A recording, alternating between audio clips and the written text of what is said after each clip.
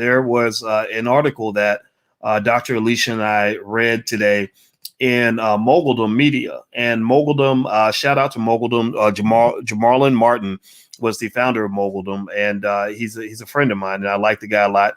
And they basically laid out a lot of information about Black marriage, Black love, and Black relationships that you may not be aware of. They really went out of their way to defy a lot of the myths that you have about Black men and Black women, hating each other. I don't know. Give me a yes or no if you think that the perception of Black love and Black relationships is pretty negative. Yes or no if you've noticed that. I don't know if you guys have noticed. Alicia, what do you think? I mean, what do you think about media's perception of Black love and relationships?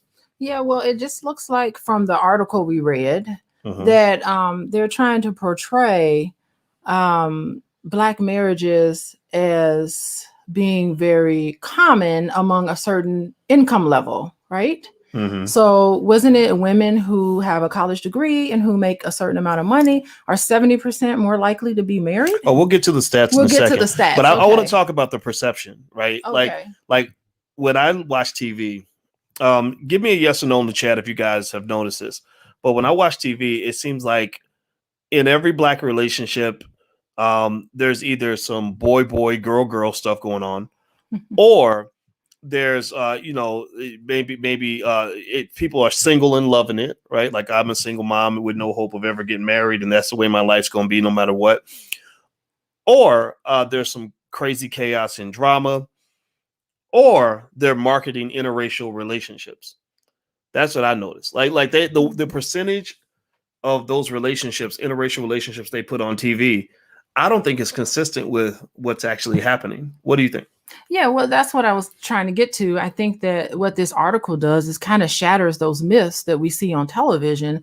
And especially it talked about interracial relationships are not very common at all among high earning individuals. That's not what you see on television. Yeah. Well, now I know you got me watching Star Trek because, you were showing me Captain Sisko and the fact that he had this romantic love for a Black woman. He had a great relationship with his son. And it wasn't until you showed me that I actually realized how rare it is to see that kind of thing.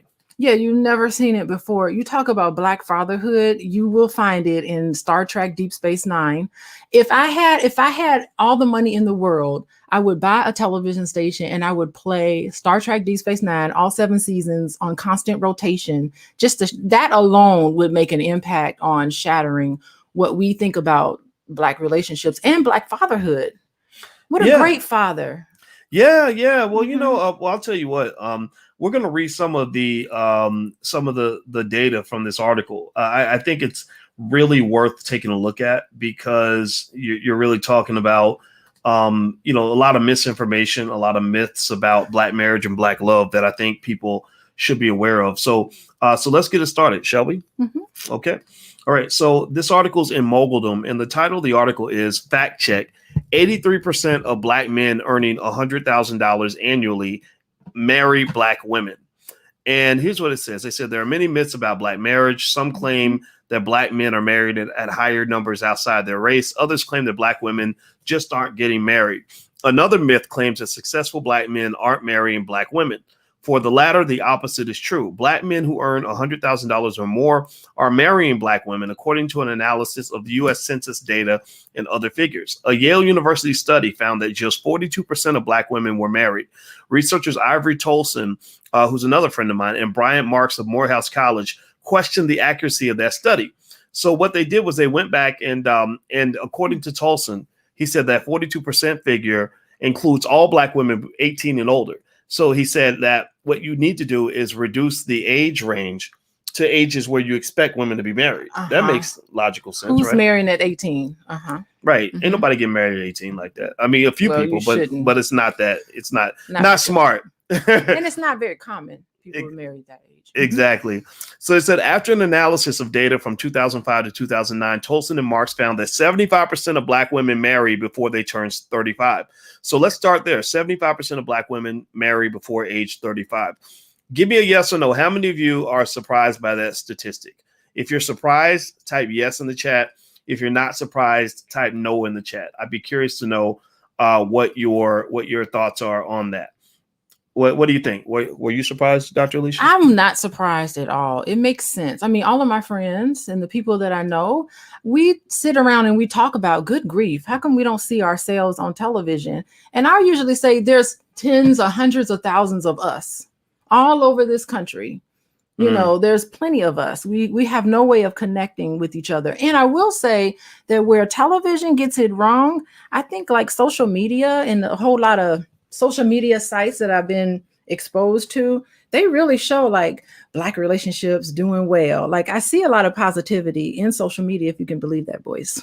You see positivity in social media? I do, media? yeah, with Black marriages. And there's a lot of sites that I follow, a lot of social media sites that I follow or pages that I follow, and they show Black marriages in a very positive light. So I see that every day. But when I turn the television on, I do not see what I see on social media reflected on the television. Interesting. Well, you know, a lot of stuff in social media, you know, it can be whatever you want it to be, right? It can be positive. You know, you can find positive stuff or you can find negative. So I guess the internet kind of becomes whatever you choose. Well, what I like about it is that I can find, like if I turn a television on and I want to find positive images of a Black man and Black woman together, I can't find it. You know, I don't predict that programming. But I think like on social media, if I'm actually looking for, okay, positive Black marriages, healthy Black marriages, I will get dozens of pages that I can follow that'll just have pictures and videos and discussions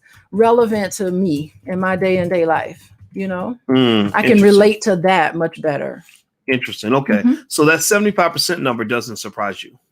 It doesn't surprise me based on where I am and the people I'm around. It doesn't surprise me. And I think that like there's been like some false discussions or I would say some stereotypes about Black women that I've heard that I don't think is all that accurate. And I think it's time for us to just start changing our mind about Black women. So you think Black women are perfect? Black women are marriageable. Yes, they are. That is true. That is true. Well, what about the fact, though, that 76% of all Black women grow up without a father? You don't think that plays any part in their relationships with men? I think those Black women are healing. And they're healing through their partner. You can't change your background. You can't change the fact that your father wasn't there for you. But I think that right now, in this day and age, you can definitely heal through your mate. Okay. Heal through your mate. Yes. All right. Let's give a shout out to Black women. Type hashtag Black women in the chat. Let's show our love for Black women. Put a hashtag Black women in the chat.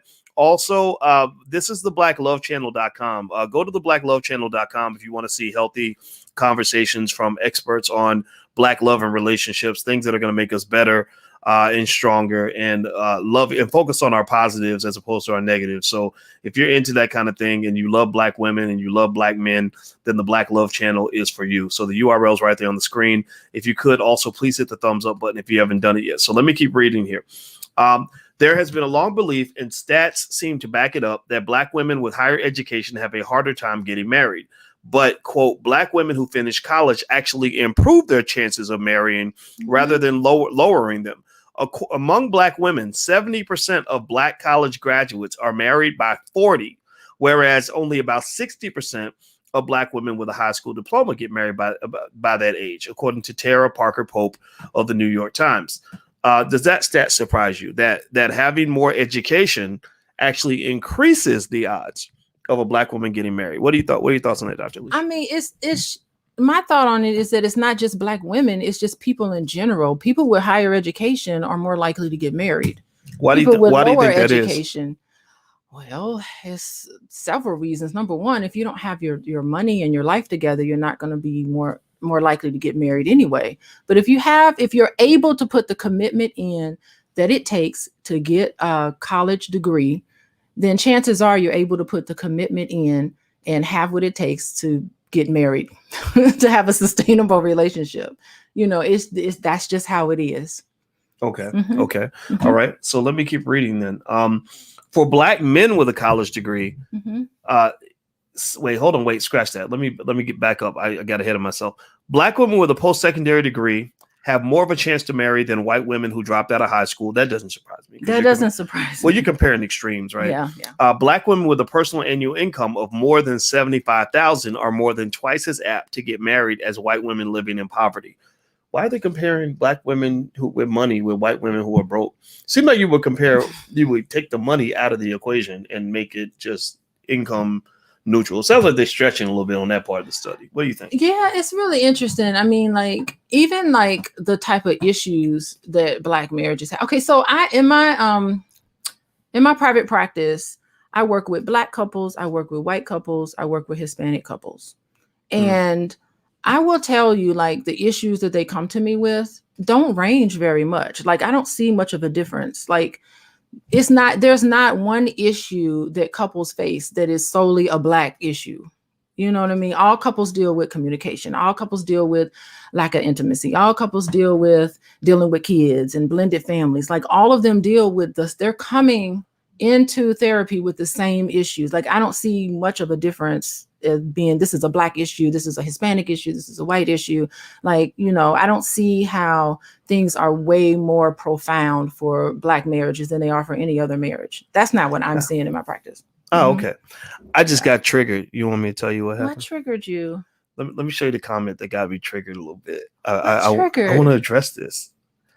Tap dancer. I put it on the screen. So tap dancer, whose screenshot happens to be a coon. So maybe I shouldn't respond to coons. I don't know. But tap dancer says, dude, stop simping. And I think that triggered me a little bit. Why are you triggered by what somebody you don't even know said? I'm kidding. I don't know. It didn't trigger me. You know what it triggered me about? It triggered me about the fact that you have a lot of young guys that never learned what manhood is. And they think that publicly expressing love for a black woman is simping. Well, go to his page. Can you get to his page? Let's go to his page and see what he's about. I can't get to his page, and I don't have time for it. I'd like to troll back and just see. Let's look him up and see what he's about. We are not going to troll tap dancing. No, because he's a tap dancing coon. We don't troll tap dancing coons. but I think that if you want to talk about something that, when you talk about the impact of white supremacy and racism on black people, the idea that they've trained so many black men to really hate black women means they trained you to be weak. They trained you to annihilate your own existence because we can't exist without a black woman. So tap dancer must spend most of his time watching television instead of like getting into his own positivity. Well, I'm not really talking about him anymore. I'm not talking about tap dancer either. Yeah. I'm talking about people like tap dancer. Yeah, I think that. But the thing is, I've seen that, right? I've seen men who got the wrong message about what it means to engage with women and what it means to engage with the world. And I believe a lot of it's because they don't have fathers. But I think that 76% statistic is important for the men and the women. I see a lot of men, they don't know what manhood looks like. They think manhood means that you're always like hyper masculine. You're always like banging on you, like you ready to gang bang over bacon in the morning, like at breakfast. Like you just always smoking a blunt with a gun in your hand, with a liquor bottle in the other hand, ready to go and have sex with as many women as possible, make a bunch of babies, dump them off in the street. Like they don't because they learn manhood from stupid ass rappers who are basically living on a death wish. Like they never really had a father who could show them the balance that comes with manhood. That says, there are times where you have to be masculine, but there's times when you need to learn how to be gentle. And you have to be secure enough to know that it's okay to be gentle and still know that you're a man. And you know what else? I bet people like Coon or whatever his name was, Tap Dancer. I bet people like Tap Dancer may not have had a father, but I would also say people like Tap Dancer has a lot of mama issues. You mean like hating, like mad at his mama? Yeah, I think he may have had some mom issues because in any form or fashion, if someone wants to say something positive about a black woman and then their reaction is automatically you're simping because you're saying something positive about a black woman, then he probably has some issues with women. That's true. You know what? It reminds me of like how you have some of those pastors who hate gay people. And then turn around, they're gay. Yeah, it's because they're secretly gay. Like they secretly want to take it in the butt. So they're like mad at anybody who's gay. Oh, so what you're saying is that if you're on the internet and you have an issue, then you need to look at yourself. If you get triggered if not necessarily triggered, but if you hear people saying positive things about Black marriages and you get triggered, then there's something with you that topic triggered you. It could be a mama issue. It could be you've been burned in the past. It could be something that triggers. I think that what it means, it doesn't mean necessarily you have a flaw. I think it means that you have something heightened your sense of your need for security. Like you suddenly got jolted because you've been traumatized in that area. Yes. Right. So a lot of the men who really hate women, like are really mad at women, it's because they've been body slammed by a woman emotionally. Yeah. Like they've been emotionally body slammed and haven't been able to get over that to at least know that all women ain't the same. And that you always, no matter who you are, male or female, you got to watch out for predators. Like I think, like for example, think about a woman who maybe was sexually assaulted and never got help for that. She might have an issue and a fear of men all the time. Like if a man walks up and even says hello to her, she might get jolty because she doesn't want to go back to that place. Well, I think a lot of men that have been emotionally violated, right? Maybe somebody emotionally or physically. It could be physical too. Yeah, physical too. Right. With I don't know. And you're the therapist. You have the license and all this stuff. But I'd be curious to know what you think about that theory that a man that a lot of the men who just seem to really have a major issue with Black women, they see them as the enemy because there's this unaddressed trauma that they've had in their life. Yeah. And so usually, like, now I did talk about the positives of social media, how if I'm looking for positive Black images, I can type it in the search and I can find it easily. But also if I was just looking at Black women are terrible, if I really wanted to look for it, I could put that in the search engine and find that. And so like when I see that sort of negativity, I look on it and I think that perhaps there's a sense of talking down about Black women. And in order for you to talk down to somebody means that you do have to think that you're better than that person. Okay. And underneath a lot of that is a trauma and a hurt child. Underneath a lot of that, it is a hurt child underneath that, because really, if you weren't traumatized by it, then you wouldn't have the need to have a one-up. Oh, I'm better than you. You would not have a need to have a one-up. You can be more loving and accepting. That's what I found. Well, I definitely know that loving anybody, or being open requires vulnerability. And a lot of people will put up walls because they don't want to be vulnerable because they've been traumatized, right? And they're scared, right? So I can see all of that, And so anyway, let me keep reading here. Do me a favor, hit the thumbs up button, hit the share button, hit the subscribe button. And also, by the way, there's a love and money curriculum at the Black Business School. If you are into that kind of thing, if you want to understand how love and money and relationships kind of mix. So feel free to go to the blackloveblueprint.com. We also have a film series with a bunch of relationship experts that kind of help us dissect the pending war between Black men and Black women, which really isn't a war, but there is a war in certain segments of our society. So we're here to end the war, though. I don't want to be a part of that. So I'm going to read more to you. They said, so this is from Moguldom. And Moguldom also says that for Black men with a college degree, 76% are married by the age of 40, according to 2008 data. Just 63% of Black men with a high school diploma get married. Does that surprise you? That doesn't surprise me at all, especially since Black men in particular will get married if they feel financially secure. They will look for somebody if they feel financially secure. They'll feel like, okay, now that I have a college degree and I'm established in my career, now I'm ready to settle down and have a family. Okay. For sure. Yeah, that makes perfect sense. Okay. Here's another great one. I think this will be fun. Okay, which one is Jojo this? Says Boyce Watkins. My name's spelled Boyce. Learn how to spell Jojo. He says, Boyce Watkins, he marrying a baby mama. So you're a baby mama, apparently, according to him. You the king of simping. Why you didn't marry her when you was 23 years old? You 50 years old now. You getting the leftovers. Okay. Yeah, why didn't you marry me when you were 23? What's going on? I don't know. Maybe it's because she had a husband. But I didn't have a husband at 23. You know what? When I met you at 23, you were the most beautiful woman that I'd ever seen in my life. And basically, I was her friend in college, and we were very good friends in college. And then we ended up being friends, and she got married. She married someone else and was married for a really long time. And we started dating about 4 years ago. So, and we were going to get married in 2020, and then COVID kind of pushed that back. And so one of the things that's interesting about JoJo's comment, because I want to make sure he's heard. I know he's trolling, but I think it's important to hear that, because I think these kinds of discussions can be had. That's okay. Is that, I really want to encourage guys, and I think people know this, but I want to kind of challenge that narrative that's out there, which I think is just not true, that being in a relationship with a woman with a child is somehow a bad thing, that somehow a woman with a child is less worthy than a woman that has no kids.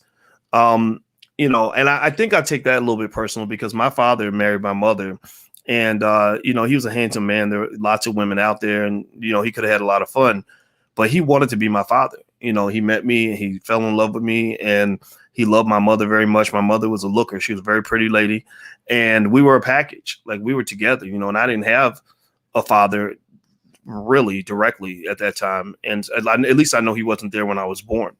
And so, I honor the fact that he was man enough to step up and take care of me. And the thing I think I hope guys will consider is that, kids are fun. Like, if you like kids and you're a decent person, then children can add so much. Like, I love the kids. Like, I just, we co-parent with their dad, and I can call them anytime we have any issues with the kids. The kids are better off because they have 3 great parents that care about them. And I just, having the kids actually made it more appealing to me, because I like children. And maybe you don't want to necessarily start over and have a newborn baby. It's kind of nice when the kids, like, you're like, okay, we got 10 years and then they'll be out of the house. So I'd like to get your thoughts on some of that. That's my perception. So I would just say to guys that buy into this idea, and ladies too, that somehow because you have a child, you are a less viable option. I think that's a bunch of BS, because because there are some really crappy people that have no children, and there are some amazing women who happen to have a child, or men too, who have children, right? Who are good people. And children are not some sort of toxic asset. Like, they're not some sort of burden. Like, a good child, a well-behaved child is actually a blessing. I mean, what are your thoughts? I got a lot of thoughts on that. I mean, for me, I guess I can talk about me. It's a difficult decision to end a marriage. You know what I mean? It's like something that you might not hoped would ever happen. And, I took it upon myself to just say, you know what, Alicia, being happy is what's more important. And so you could just be a single mom for the rest of your life. Like, I really believed people like that, like, who left a message or whatever. I really believed that, like, I was no good, because here I am with these children. And I would just basically was like, okay, I'm fine. I'm okay. I'll just be a single mom. Financially, I was okay, so I didn't really need anybody to take care of me financially. I have my own career. I had my own thing going on. And so I really did. I have to be honest. I really used to believe that. Like, I used to, back in my 20s, I used to say, I ain't marrying nobody. I'm not dating anybody with no kids. How naive am I? I'm going to eliminate men just because he has a child. I'm not going to do that. Like, so I used to feel that way, but I'm much more mature now. And I know better. And I know, and I think, like, I believe the myth, the things that we're talking about in this article, they don't surprise me now, but back when I was brainwashed, it would have surprised me. Back when I was brainwashed, I would have said, oh, dating somebody with kids is terrible. Back when I was brainwashed, I wouldn't have realized that a blended family can be just as healthy and just as nurturing and just as successful as any other family. And I wouldn't have realized how common blended families are, by the way. I'm much more wiser. I'm much more mature. I'm definitely a better wife now, or will be now, than I ever would have been. I know who I am a little more. You just experience things and you've been through things, and I realize what's important. So I really do think that we are probably very lucky because the kid's father, I had one baby daddy who had children with one person, and I was married to him, but he's a remarkable person. Yeah, you know, I picked a really wonderful person. And you know, I'm not even trying to sugarcoat it. Like, it really, I couldn't have asked for a better scenario. And I never would have known that you, Boyce, my little friend, had this other side to him, this sweet little darling side to him that I didn't see before. Mm-hmm. And I swear to God, I never thought you were ever interested in me. Mm-hmm. Like, when we met, I remember when we met in that library and you called me on the phone and all you did was talk about your new girlfriend. Yeah, but that was really. So with that, I was like, he doesn't we'll me. talk about it. We'll talk about our relationship later. But that was just me. You know, at that stage in my life, I didn't know really how to talk to girls and approach the girl I really wanted to date. You know, I really liked you. I just didn't know what to say. I didn't know how to. You know, I had nobody ever really taught me how to talk to women. I learned that literally when I was 30. That is so funny. Yeah, I think what's like really interesting too is that like all my friends thought we were dating, mm-hmm. and they never, you know, I didn't know that. Yeah, well, let's dating. Well, let's move on. Let's move on. Okay. Yeah, let's move on. But yeah, so I would say that that, you know, I guess people can do what they want to do, but I wouldn't, you know. I think that this idea that Black men are so immature that we only show up for the vagina and we don't want any of the responsibility. I think that kind of makes us look kind of bad. I don't know what you guys think, but I think the Black man has in media, we're given this negative reputation that we're not capable of handling responsibility.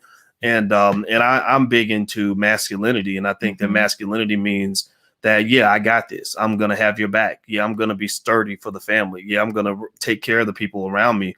And I don't necessarily, you know, I just, some of the stuff I just see from the behavior of Black men is really weird. Almost just kind of. Well, before you move on, I mean, one thing I want to say is that we were talking earlier about fear, how fear keeps you into situations that you shouldn't be in. Fear can stop you from wanting to move on when you need to move on. Because I talked about some relationships do have an expiration date, you know, and fear keeps you in relationships that are past due for a long time past due because you're scared of being you're scared of being a statistic. You're scared of not finding anybody. You're scared of this, you know, and you're afraid, and fear can keep you in situations that aren't good for you. And so I just wanted to say that you can actually find the love that you want, because I did. Yeah, well, and I think you can, but I also say, I think that's an area where our theories are not always, you know, in complete sync. Because I'm a believer in commitment, and meaning that what does that mean? To me, it means that you work on your current relationship as opposed to trying to just start a new one. That if you like, if I can, I'm not saying that I have an issue with people who have, you know, divorces and all that. I don't really care what people do with their lives, but it's kind of like, you know, okay, what's the value of a lifetime commitment if it's not a lifetime commitment? If it's conditional, then okay, let's make it conditional. Let's change the vows.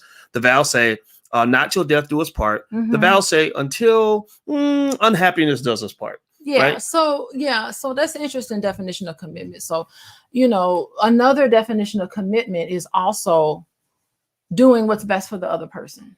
Okay. So I feel that I got to the point where I started to learn myself in a way where I had to do what was best for the other person in the relationship. And that's what I did. That was my definition of commitment.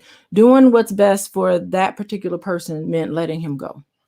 Well, I'm not going to knock it. And that's commitment. I was that committed to it that I knew I needed to let it go. And so I just wanted to say that, like, if you're in a situation that you know is going to be very detrimental to you, sometimes your commitment to yourself and your commitment to doing what's best for the other person does not necessarily mean that you have to stay together. Okay. Well, for me, it's simpler. And aren't you happy? For me, it's simpler than that. If I make a vow before God that says I'm gonna be with this woman for the rest of my life, then I'm gonna literally do everything in my power to make that happen. And you know, that's why I didn't get married, was because I saw commitment as a real commitment. Meaning I have no choice. I cannot back up. I cannot walk out. Right. And now maybe that's now naive. that's a good luxury. Okay, go on. Well, yeah, I mean, but you can, ask me in 25 years, maybe my view will change. I don't know. But I really, like when I asked my father, how did you stay married for 46 years? My father is old school. He keeps it simple. He says, because I didn't get a divorce. That's it. Because I kept coming home every day. And I know some people say, well, no, but that's not good because then you got to be unhappy and you got to be miserable. Well, then, it's like when I decided to go get my PhD, I made a commitment to finishing that program. I was very unhappy. I was very stressed out. I was very much wanting to quit, but I didn't because I made a commitment. So that's kind of, so I think it's a personal choice. It's always a personal choice. I was just going to say the exact same thing. I think it really is a personal choice, the commitment level. I think that there are a lot of people in my PhD program who didn't finish, who went on and lived very full lives. Like they realized that getting a PhD was not something they wanted to do. Like once they got into the PhD program and they start realizing how centers of academia operate. Hold on a second. They start realizing how academia operates, they start realizing I don't want to be in academia anymore. And those people, hold on. And those are not my kind of people. Well, I just want to say that committing to something just for the sake of commitment may not be necessarily what's best for you. So for some, and I have reached out to some people who did not finish the PhD program, and they are living wonderful, full lives, and they are very happy that they left. You know what I mean? Because they realize, okay, excellent, this is not the right path for me. And because there was a guy who ended up working for the state as a policymaker. He said, I'm way more interested in practice and doing policy and working for the government. He is he's a brilliant man, would have made a wonderful. So he never should have made the commitment. He should have investigated himself. Right. But I'm not saying you're wrong. Okay. I'm not saying that you can't be happy. Like it's easy. Let me just say this. Life is easier when you don't make commitments a lot of times, because then you got complete flexibility. You can do whatever you want. That's a mathematical concept. In mathematics, I can show you mathematically that a series of equations that minimize the number of constraints, meaning minimizing the number of commitments, it can optimize itself better than a series of equations that have constraints. Commitments are constraints, right? So I'm not saying that it's not more fulfilling and more fun to not have commitments. That was one of the reasons why I stayed very flexible in my life. I did not make commitments at all because I knew the weight of a commitment. Like it's like some people don't know the weight of a commitment. Some people get married because they met a big butt and a smile. They knew that person for a couple of weeks. They had some good sex, and they said, "Okay, I'm gonna make this big commitment for the rest of my life." I don't think that's how you should go about living your life. That's what I'm saying. I think that people they do it too fast and they don't think it through. Then next thing you know, they're like, oh, well, sometimes commitments change. Blah, blah, blah. Yeah. Because you wasn't really about that life from the jump. Okay. So in that following that train of thought, I would have to agree with you, because I think that I probably should not have made the commitment to marry the person that I married then. You know what I mean? Because maybe there was some blind spots that I did not see. Yeah. Perhaps that's what it is. You know what I mean? Perhaps I didn't think it through. Perhaps that showed upon, because I was in my 20s. And so perhaps that was a poor reflection on my decision making. So in that sense, you're right. Well, and I don't think it's something you have to take personally, right? Well, it's not personal, but it's just, I want to make sure that people can hear our story and see themselves in our story. I'm not saying it just to talk about myself, but I'm saying it so that people can hear our story and the story in this article, stuff that we're talking about, so that they can, make their own choices. Well, I agree with Demetrius. Demetrius says commitment is an adult word. It is. And I agree with him 100%. Maybe I'm old school, old fashioned, but I really think people should literally meditate on what commitment means. It's like taking on debt. Like I got a cousin, he'll gladly sign any piece of paper to take on. If you offer to loan him $1 million, he'll be like, sure, I'll pay you $1 million. When do you need it? Oh, I need $1 million by Tuesday. He'll be like, okay. And he'll sign because the commitment means nothing to him because he's not going to pay you back. Right. He'll commit to anything. And he does that with women. He'll just tell you whatever you want. He'll tell them whatever they want. He'll make any promise. And because he can give you the world as long as it's a fantasy world. He can't give you the 3D physical world, but he can give you the fantasy world. You wanna ride Puff the Magic Dragon every morning to school with $10 million in the bank? Sure, I'll give you that.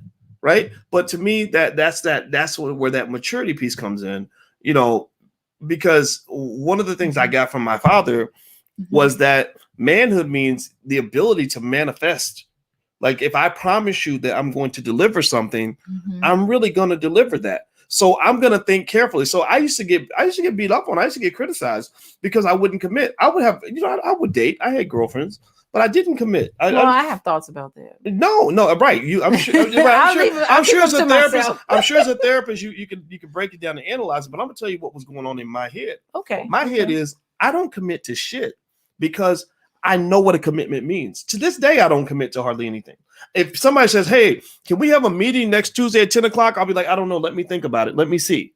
Because I'm not going to tell you I'm going to do it until I'm sure, until I've weighed it down and really thought about what that means. Right. Then when I'm like, okay, I can do this. Sure, I'll do it. But seriously, I just think when it comes to, I do feel like a big commitment from you, and I appreciate that. Like all around. Yeah, like I love that about you. Well, marrying you is not something I was gonna just do. Like I really was okay with going the rest of my life without marrying anyone until my situation met a certain threshold. I had a long relationship before you, and I was like, she's great. I just don't want to marry her, but she's a great person. It's a great situation. I just don't think I want to make that type of commitment. So literally, and that's what makes me a little bit different is that a lot of people do things on autopilot. They do it because everybody else is doing it. Oh, I'm gonna get married because everybody else is getting married. I'm gonna have a baby because everybody else is having a baby. I'm gonna do this because everybody else is doing. I don't do that. I've never done that in my life because I find that the greatest pathway to unhappiness is to let other people tell you how to live your life. Shall we continue with the article? What do you think? I have a lot of thoughts, but I'll let you continue with the article. You know, I have a lot of thoughts. I'll let you continue. She sat there and gave me a blank stare for about. I have a lot of thoughts. I really do have a lot of thoughts, but I'll let you continue. Yeah, well, there's a lot of thoughts. You know what? People have a lot of thoughts about me, and the thing is, what I've just concluded is that the thoughts that matter are what I think about myself. And I'll tell you what. I will tell you what. I have been a very happy adult. I have okay, never... continue on with the article. Okay. All right. A very happy so let's read article. More. Here's the point about income. It says when it comes to income, there's been a long belief that Black men marry outside their race when they become successful.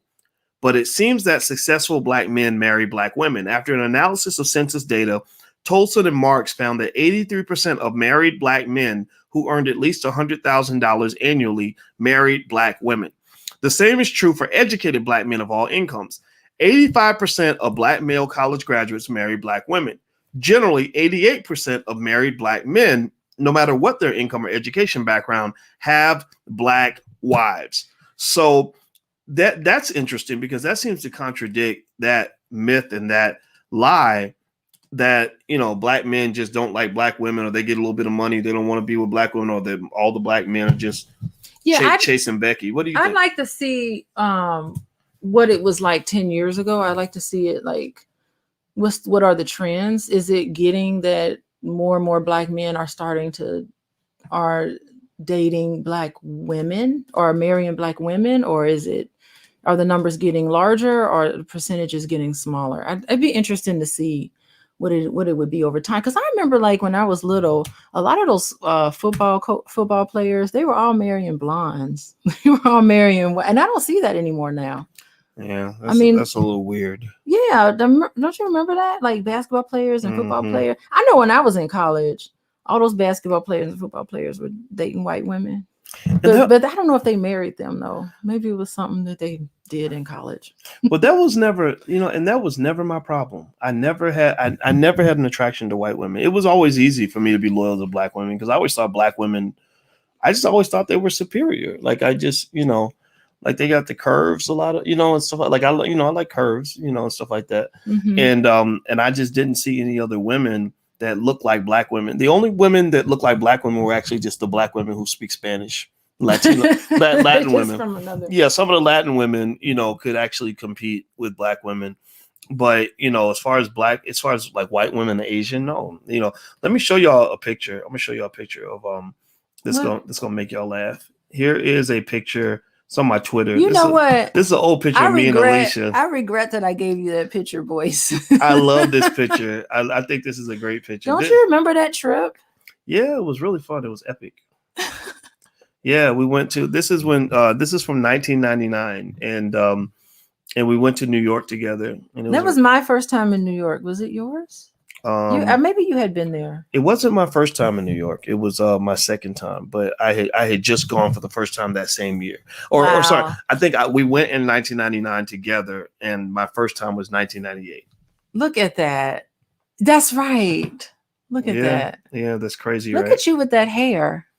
I know. I don't know what year the hair left. I don't. Because I went to visit you in Ohio State a year later, and you did not have hair. It didn't look like you did. Really? Yeah. We got video from that. We got. Yeah, we have to go through the video, Boyce. Yeah. Oh my gosh, what a trip! Mm-hmm. And then we slept in the same hotel. Yes, we did. Oh, the same room. Not in the same bed. Not in the same bed. Well, there's three of us. What would have happened if you would have been like, come on over? I wouldn't have done that because I had respect for the man you were dating at the time. time. I wouldn't have come over. Yeah. Well, you know, I didn't, you know, that was, I didn't want to be accused of toxic masculinity. You were a gentleman. Well, you know, you were a good friend. You were an excellent friend. You were my favorite friend, Boyce. Well, I've always had respect for you. You know, I think that's important. Okay, continue. So a study found in 2015 that 75% of recently married Black men were married to Black women. There is a lower marriage rate for Black women living in urban centers where lifestyle and cost of living appear less conducive to marriage and family. Mm-hmm, Interesting. Mm-hmm. So women who live in cities have a harder time finding a husband. Well, you know what? I will say that, you know, like I lived in the city, and like most of the other Black women who live in the city, you get married and you have a child, you're moving out of the city. You know, it's just not very family friendly. Like I love living in Chicago because I did city stuff. You know, I go hang out at the bars, or I hang out at the clubs, or, you know, take advantage of the lakefront and all that great stuff. But like once you settle down, get married, and have kids, like you need like safety and parks, and like your needs change. So you move to the suburbs. Yeah, nobody wants to, like, I mean, I don't know. I don't think I'd want to raise kids in like New York City or something. Yeah, it's just not very conducive to family. So that makes perfect sense. Yeah. Okay. So here's more. Now, this I'm sure you have something to say about this. They said dating for Black women in the U.S. can be difficult. Single Black women are faced with a parade of racist stereotypes that were angry, overbearing, lazy, prudish, hypersexual, and emasculating all at once, NPR reported. What do you think about those stereotypes? Yeah, I mean, I see a lot of that thrown at me, you know, and it's just like, it's bizarre, you know, because I'm not being angry. I'm just stating my point. You know, I'm not being, what are the words? Pull the article. Oh, the words? Yeah, the words are angry, overbearing, I'm not being overbearing, lazy, prudish, hypersexual, emasculating. Yeah, I mean, I don't think Black women are being that way at all. They love hard. Black women, all Black women I know love hard. Like you ain't never been loved till you've been loved by a Black woman, you know, because you're going to feel it. Well, shout out to Black women. I agree with that. Well, you know, the weird thing about a stereotype, though, is you can always find somebody that's going to feel the stereotype. Like if I believe all Asians are tall, I can find tall Asians and put them all on TV and make everybody think every Asian is 6'5" or taller. Right. And so I think that so obviously the stereotypes are dangerous because the stereotype infects the perception that people have of other members of the group who don't fit the stereotype. Right. So you get infected by the stereotype. Like, so if all white people do is promote Black men who are gangster, thug, killer, drug addicted, you know, like hate Black women or whatever, then when somebody meets me, they might mistake me. It'll be a case of mistaken identity. They're going to assume all these things about me based on what they've seen in the media. And I think that Black men and Black women are both impacted by this, which is why we need more Black owned media. What do you think? Yeah, and also the Black whore stereotype, you know, that comes from slavery. And Cardi B. Well, it comes from slavery. So, you know, a lot of Black women in the media who are chosen, I mean, you've talked about this a lot. A lot of the Black women who are chosen in the media fit one of the four stereotypes. The four. What are The four? four. Well, you just named him. It's the the angry it's the angry black woman stereotype, hypersexual stereotype, the welfare queen stereotype, the gold digger stereotype, and what's the other one? The mammy. You know, the mammy stereotype. So those are the stereotypes that, you know, turn the TV on and every black woman you find will fit into one of those four stereotypes. Well, you know, the worst things about stereotypes too is that there are a lot of our people who don't know who they are, right? So they figure out what it means to be black or what they think it means to be black by watching TV, which is filled with stereotypes. So then it becomes a self-fulfilling prophecy. Like, and I've seen that. I've seen people imitate what they see on TV, and they were talking about dangerous shows that are out there that really hurt the image of the black woman, like Scandal, How to Get Away with Murder, Being Mary Jane. And they said all these shows are written by black women. Isn't that interesting? Well, those are the sanctioned black women. You know, there are a lot of black women. I mean, go to Quayle TV and some of these alternative media, but those are the sanctioned black women. And Scandal, oh my goodness. A lot of my friends were watching it. And I could not get through the second episode. I got through a little bit of the first one. And by the second episode, when she cussed out that black man, what was her name? Olivia Pope. Is that her name? Anyway, when she cussed out that black man who was a security guard at the White House and she told him off, I turned the TV off. I was done.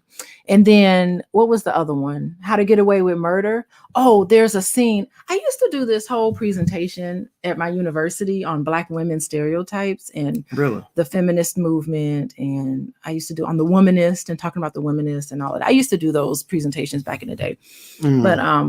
But yeah, so How to Get Away with Murder, I would play a clip from there where her white husband, there's a clip where her white husband what's the lady's name who was in that How to Get Away with Murder? Oh, Carrie. No, Washington. it's not Carrie Wash. She's on Scandal. It's the other one. Oh, Octavia. No, not that one. The other one. She's the help. Viola Davis. He takes her and he shoves her up against the wall and he calls her a whore and he said, "You amount to nothing." And he just yelled at her. And I play that clip when I start talking about the black man did that to her. The white husband did that to her. Oh, okay. I mean, just talked all of the stereotypes about black women. He went down the line, and I have that clip. I should send it to you. Anyway, so I used to show that how the stereotype. I did a whole module thing on that, but anyway, and like that, and I was just done with it. Like, I'm done with television. I turn that thing off. I don't want to see myself like that because it has an impact on my subconscious mind. Interesting. Yeah. So, well, you know what? Well, give me a yes or no. How many of you watched that show, How to Get Away with Murder? Give me a yes or no. And by the way, while you answer that question, I want to let you know I put the URL for or the information for Quayle TV. We mentioned Quayle TV. I actually met the founder, who's a wonderful black woman who created. She's actually the cousin of our wedding planner. We didn't even know that was random. The Quayle TV? Yes, she's Charlene's. Hold on. She's her cousin. Well, you know, she's my good friend's sister. She's the sister to my work buddy. Oh, at my university. Oh, then maybe I got it wrong. No, maybe she's not Charlene. Maybe she's not her cousin. Okay. Anyway, so Quayle TV is kind of the black Netflix, and that's where actually some of our movies. We've made movies. We have Boyce Watkins Films. We actually put films on Quayle TV, and it's really good. And so we, just in terms of the spirit of buying black and supporting black, check out Quayle TV. They have a great app, and I spelled it in the chat so you guys can see it's KWELI. Also, by the way, Alicia happens to be a licensed couples counselor and relationship coach. So if you want to go take a look at her platform, feel free to go to coachingwithdralicia.com. The URL is right there on the screen. So if you are in a relationship or, want to just sort of understand that process better and want to get some one-on-one help, you can go to coachingwithdralicia.com. That's the URL on the screen. All right. So, so I guess that's everything. So I want to ask you. Also, let me see. I'm looking here to see who watches How to Get Away with Murder. Or no, sorry, Scandal. Scandal. Yeah. I know Roland Martin watches Scandal. He loves it. Okay, Cass says he stopped watching TV years ago. I love farm life, but don't. Okay, mind living off the grid. Okay. Let me see here. See, we got some good people on here. Yeah, these are the good black people. I love it. Yeah, these are the anti-slayers. They got fed up like I did. Well, they I love talking to black people who taking the shackles off. Yeah. Like the stereotyping and brainwashing is so ugly and it's just kind of ridiculous. So anyway, So we're gonna head on out. And someone asked me, last question someone asked in the chat is, what do you think? What's your view on interracial relationships? Some people keep saying that you're biracial. I'm not biracial. Both my parents are black. She's got two black parents. I don't know how black she got to be, but yeah, Alicia's a black woman. So like, anyway, but it's so weird that that's just how I just came out kind of lighter. Yeah, I don't know, because everyone else in my family is dark or brown or just a range. We've got that slave master blood. Well, yeah, all of us do. Somebody was raped. I know I do. I imagine. Mm-hmm. So, what do you think about interracial marriage? Like, what do you? How do you I think like to each his own. People should be able to marry who they want to marry. I know I personally couldn't do it, but you know, I don't want to pass judgment on interracial relationships and marriages. That's what I'll say. Yeah, I don't want to step on anyone's toes. I don't think you can judge anybody's relationship, right? I think that's just it's a waste of time. It's kind of tacky. I choose to see it like this in two ways. One, I made a conscious decision to say, if I get married, I'm gonna marry a black woman. There was, because when I talk about intergenerational wealth and black power and all this stuff, the most valuable asset that I own is my life. And so when I share that asset and pass that asset on, which is my life, my legacy, my last name, my wealth, my power, I want that to stay in the black community. I don't want to give that away. Right. So I made that decision to say, no, people say, well, you can't choose who you fall in love with. Yes, you can. I believe you can be very thoughtful and say, I will fall in love with this. I'm opening myself to fall in love with that person, but I'm not open to fall in love with that person. Because I mean, seriously, because if you can control who you fall in love with, you can fall in love with your cousin, but you ain't gonna do that because it's your cousin. That's nasty, right? Or your best friend. You might have a best friend that you don't want to have a relationship with, and you just say, you know what, you're attractive, but I'm not interested. Well, right? See, I'm not attracted to white men. Like, black men have a certain swag. Y'all got a certain swag, man. That it is duplicated by none. So I just it just wouldn't. Shout out to the black man. It just wouldn't get me. I'd be like, this ain't never gonna work because I'm not into you like that. Like, it just wouldn't. It wouldn't work. Just never work for me. It just wouldn't. And I don't know. I mean, all that other stuff. If I was attracted to a white man, I'd marry one. Okay. But I don't like them like that. Yeah, well, I'm just gonna say this. It probably sounds racist. I don't know what people think, but if I was attracted to a white woman, I wouldn't marry her. Okay. Not and I would just have to explain because because of the Biden crime bill, there literally legit is a shortage of marriage age marriable black men. This has been statistically proven. Okay. So my belief is I need to be there for black women. I need to be there for black children. I believe that, right? So that was always my belief. But then the other point of that is I think that there's something to be said. Like, I think it's okay to say that there's something to be said about that black person who only dates outside their race, who like that black man who must have a white woman, or that black woman who must have a white man. Where did you get that preference from? What happened that led you to, because that can be defined as self-hate, because, you're supposed to be attracted to people that are like you, your parent, your opposite, like pictures of you and my mama together. Y'all look just alike, and that's the subconscious speaking, but that's truth, right? You're supposed to be attracted to things that are similar to yourself. So the fact that you find the things that are similar to you to be unattractive speaks volumes about something going on inside your psyche. But I'm not a psychologist. Yeah, it would be an issue. I think that it's an issue if you're a black woman and you can't look at a black man and find him attractive, because that's you. That means maybe you don't find yourself attractive. There's something in you. It's the self-hatred or I want to say like non-acceptance of yourself. There's something there that you are rejecting. And then you're putting this whiteness on a pedestal. Oh my God. Yeah. I can't even imagine. You know what it is? It's like, like, it's like a person who can't stand fat people because they used to be fat. And it's like, I was fat and my fatness was a bad thing. And since I got rid of my fatness, I'm angry at anybody else who doesn't understand that fatness is a bad thing. So why are you comfortable being fat? Right?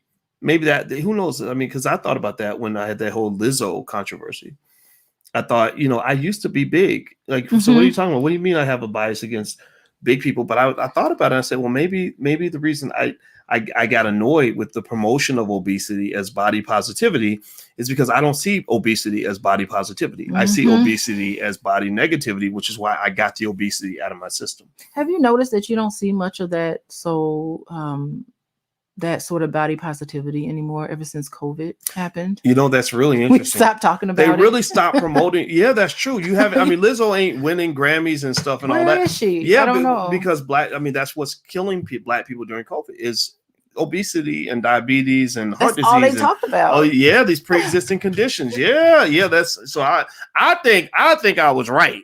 I think that I actually had a point. But I think but then again, because white people are going to always be white. They're going to misinterpret what I'm saying. Did white people misinterpret? Yeah, they did. Yeah, white media did. White media collapsed it down to Black men hate Black women, Black men toxic masculinity, sexist, and they put their own spin on it. And did do an interview with me, because seriously, if ABC News was like, okay, we're going to write about you, so we're going to ask you what you think and ask you to explain it. I think there's just some Black people they don't want to talk to because they know that people like me are smarter than they are, and I can actually break it down and actually help you at least consider my point of view. And so it's harder to have a conversation with you than it is for me to just demean you and reduce you to an ugly stereotype or cartoon character. Yeah, and that's what I was gonna say. There we go with the mammy. That's the mammy stereotype.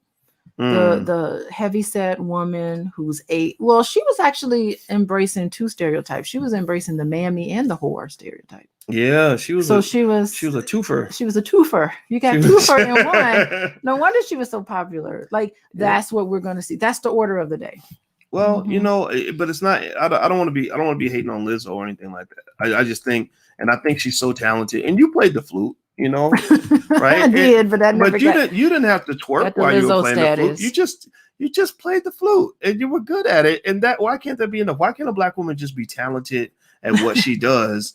Why we gotta do the whole circus act at the same time? Like I don't get that. Like you look at all these images, and it's like they're like, okay, we love you. We don't love you because you're talented. We don't love you because Black Lives Matter and we want to see Black people do well. We love you because you take pictures like this and you twerk in front of white men and you do outrageous things on TikTok in order to get attention.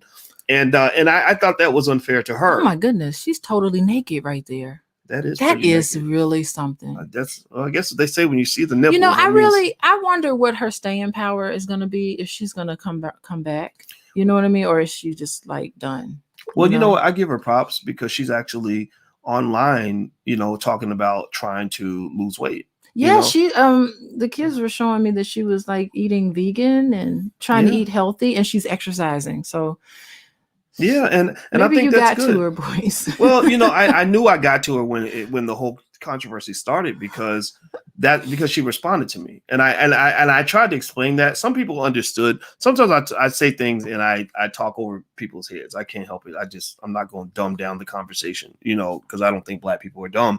I just look for smart Black people. That's why I literally tell people when they come to my platform, this is for intelligent Black people. So you either have to be intelligent or want to be smarter because I'm going to challenge your thinking. Well, today I was talking about LeBron James and that whole thing with Courtside Karen, and I was saying, I get what LeBron was doing. I thought it was okay. It was cool that he told her off. He shut her down, but maybe he should have just ignored her. He tweeted her, didn't he? Yeah, like there's a part of that where when you just acknowledge somebody, you're elevating them. You're elevating the status. So when they're letting them know that they got to you, right? So that's a win for them, right? So when I put out a tweet and somebody said, "Oh, Lizzo went off on you today," I'm like, oh, wow. So you mean Lizzo went off on me in front of her 10 million Twitter followers? Okay. Well, what people don't know is that I got another 10,000 followers just because, everybody ain't going to agree with Lizzo. Like there's a whole bunch of people who suddenly were like, oh, well, who's this professor? And then they went to go look me up, when they wouldn't have done that if Lizzo had not shined the light on my existence, right? So I think if I were Lizzo, I would have just ignored me. But the reason she didn't ignore me is because she knew there was an element of truth. There was an element of truth. And I'm sure deep down inside, she wants to be healthier. I think she does. Yeah. And I love, I really want to see her do well. And I want to see Black people do it. I want to see Black people live. I want to see us, you know, and prosper. I would like for Lizzo to know that her talent is tremendous. Like, she doesn't have to. Why do you have to do that? You don't have to do that. Let your talent and your voice and your music speak for itself. You know, I agree with that. I agree. Okay, so anyway, so we're just talking about a little bit of everything. Rambling on? Is that what it is? Well, we are, but you know, I think I learned a lot from you, so I enjoy talking to you. You know, you got heated there with that whole commitment thing. Well, that really got you. Well, certain things, you know, I'm a principled man. There's certain things that I just, you know, you're not gonna knock me off that perch. Period. Oh, Can't nobody knock me off certain perches. Right. That was kind of sexy, I gotta tell you. Oh, you thought that was sexy? Yeah. Oh, thank you very much. I love that. Oh, wait, is that too much? Yeah, that's okay. I think they know you like me. I do like Well, one of the internet conspiracies was that you really didn't like me. You were just pretending.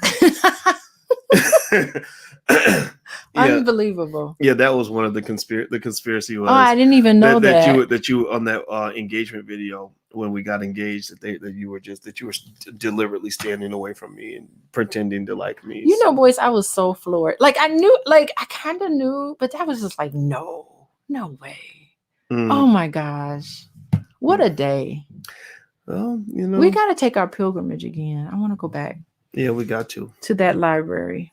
Yeah, the library where we met. That's where I proposed to you, in the same place I met you a long time ago. You are so romantic. Well, it was important. It was I had to go full circle, you know. Yeah. And that was and you did great. I appreciate that. Thanks for saying yes. Oh, of course. I kind of knew you would say yes. Yeah, of course you knew. I wasn't gonna jump out there without you. I feel privileged because you have been single for so long that there was something in me that made you want to make that commitment to me. And that, like, every day I think about that. Well, not every day a man gets to marry the woman of his dreams, you know. Aww. So yeah, I'm blessed, and I don't waste my blessings, so I don't take them for granted. Oh, you're so sweet. Well, let's end this podcast and let's go to bed. All right. Okay, Black people. Well, it was fun talking to you. Thank you for joining us for this conversation. Make sure you subscribe to the Black Love channel. We actually have a reality series we do. You can check out some of the stuff there. And also, in addition to that, if you want to just take a look, Alicia is a couples counselor, so licensed and everything, and she's also a full professor of social work. So if you are in a relationship and you want to get some help, she's really good at what she does. So there's her URL. Feel free to go take a look. So I'm out of here, guys. Have a good night. Thank you all for listening. Hit the thumbs up button on your way out if you could, and we'll be back real soon. So take care. Bye-bye.